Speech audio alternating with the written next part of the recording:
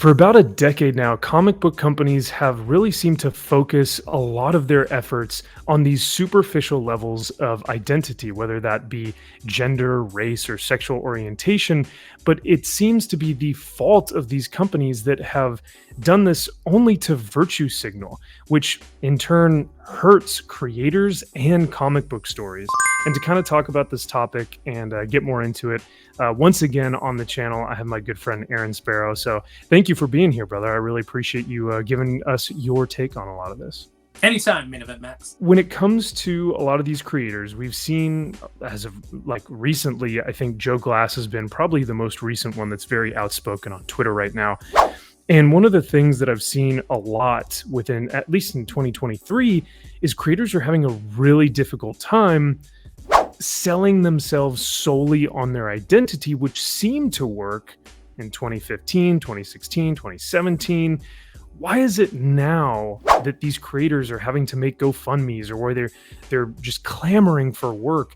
And it's, you know, whether they're comic book pros within the big two, Marvel and DC, like Vita Ayala really isn't getting much work this year that I can see. X-Men is supposed to be something that is, you know, important to the now. And so what is more now than Zoomers? One of them has a TikTok. One of them has a fitness Insta. One of them is basically the moderator for the mutant subreddit. Oh, brother, this guy stinks! Or someone who's like Mags Visaggio, who does a lot of independent stuff and has to GoFundMe every other month for rent, you know? It just seems really odd, and it seems unfair. Well, I do think it's unfair. I think it's unfair to hire people who are not ready, or who are not, particularly talented, and hire them for their identity and put them on these high-profile books, and then not give them the editorial support to get them to where they need to be. You know, I've often said, you know, Vita can put together a script, but there's nobody in there who's helping her and saying, okay, so what's the actual story here? What's the message? It can't just be the same thing every month. It can't just be you created new trans and LGBT, Q characters. That's not a story. And that's not a character. That is a trait of a character. So what is your actual story? And there should be somebody in there challenging them, but nobody does. So there's no experienced editor that's coming in and giving them the benefit of their knowledge to help them improve their craft. So they're not getting any better. They're staying at the same level, which is not interesting. And the worst thing that you can be in this industry, and in any kind of entertainment, is not interesting. You can be bad and have it be entertaining. You can be great and have everybody love you. But if you're just boring, then nobody cares, nobody buys it, nobody has any passion for you one way or the other, and your sales reflect it, and the bottom falls out from under you. So I do have a great deal of compassion for that, because if these people are going to be hired and they're wet behind the ears, as we'd say, they're not really ready for prime time. You've got, as an editor, you've got to prop them up. You've got to help them. And they're not getting that support. So on that hand, I have a certain amount of empathy for the problem. In the case of someone like Joe Glass, who posted a Twitter thread where he's talking about how he doesn't know how he can afford to keep producing comics, and et cetera, et cetera. To someone like him, I would just give him the tough love message of, maybe you're not cut out to be in comics full time. Maybe you need to have a regular job and let comics be your hobby, because you've been at it for a long time. And the big two, no matter how much you've presented your identity, they've never even hired you for a Pride book, which is usually, where they dump people so they can pat themselves on the back and say how great we are and how progressive we are that we hired these people and gave them a story, gave them a voice. But overall, those comics don't mean anything in the grand scheme of things. You're never going to see a story from one of those comics really become a classic or really matter, because they're all just kind of it's just something for normies to hold up and go, look, we did it, woo, and then it's forgotten. Nothing substantial ever comes of those one shots. So it's really kind of sad, and he's kind of been set up to fail, but a lot of it too is just him setting himself up to fail. You're a grown man.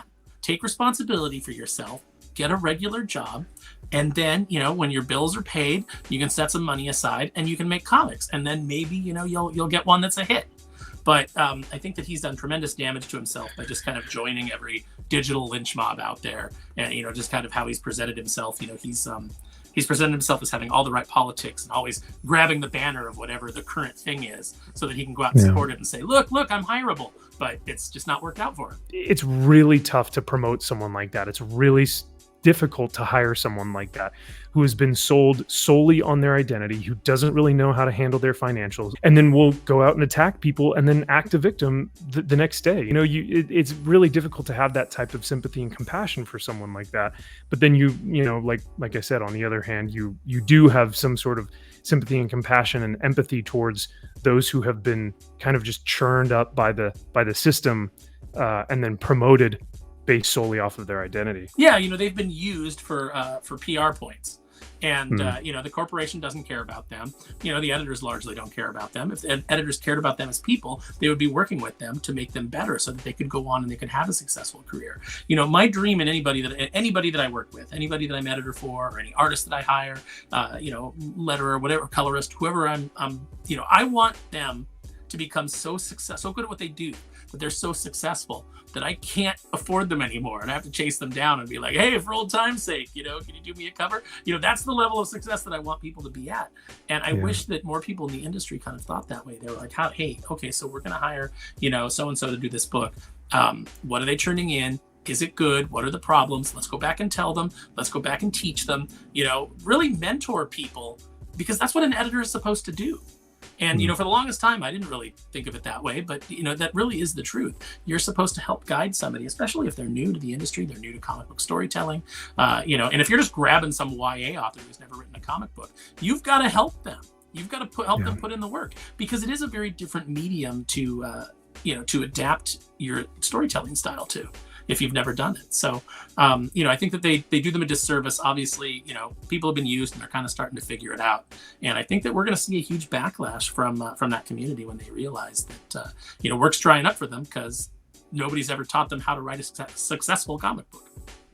I was just about to say, I think here fairly soon, we may be seeing individuals really waking up and starting to notice, man, these people never cared about me in the first place. They cared about selling me and my identity as you know, for virtue points, but truly caring about me and understanding me and my plight, or wanting me to succeed, I don't really think that's the case at all. And I think, like you said, there are going to be more people that wake up to this.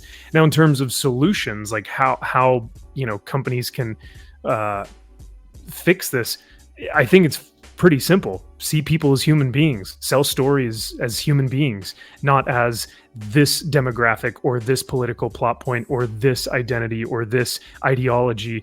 I think we just need to go back to being humans, basing our stories on the human condition, and selling people, creators, and their stories off of their sales and off of their stories. But what do you think? Do you think that I'm missing anything there, or No, I think that you know, the market always corrects. You know, you know, that's the beauty of capitalism, is that, you know, when you're selling a product, is that the market will correct. And, you know, for the longest time, they've been okay taking losses on certain books because it promoted certain identities. But, you know, now Papa Disney, you know, they had that umbrella for the longest time. And now Disney's trying to cut $5.5 billion. You know, they're not going to have the money to subsidize these things the way that they have in the past. So you're going to see things kind of shift back towards, okay, we need to entertain people. And you're seeing that with Hollywood too, because what's happening? What are the movies that are making money? The movies that aren't preaching to you, the movies that aren't packed with identity politics. You know, Maverick, which was a hugely United States patriotism-based movie, did phenomenally, because people are tired. They're tired of hearing that America is the worst country on the face of the earth from people who have never traveled outside of their town.